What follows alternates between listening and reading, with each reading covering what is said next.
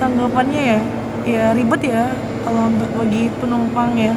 Soalnya kalau normal sendiri kita tuh nggak perlu bawa berkas gitu kan.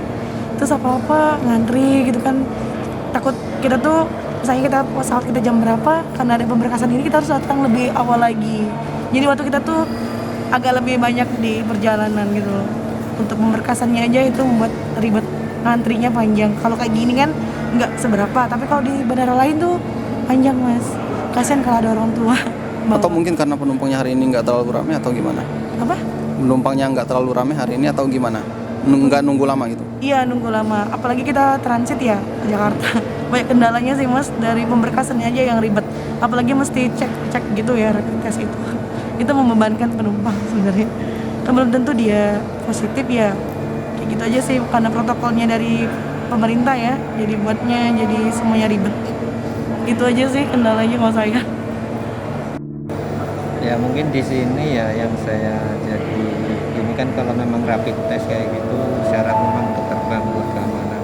Tapi di sisi lain banyak disalahgunakan mungkin mencari keuntungan dari klinik-klinik. Karena kemarin saya dari Semarang itu biayanya murah, 190. Untuk di sini kemarin 2 kali lipat kan. Nah, sebenarnya kalau memang dijadikan prosedur keamanan ya mohonlah disetarakan aja untuk misalnya untuk rapid test atau untuk tes kesehatan yang lain. Mungkin dari segi biaya itunya aja. Soalnya terus juga nih kemarin kendalanya kan ada yang direpun juga pesawat saya.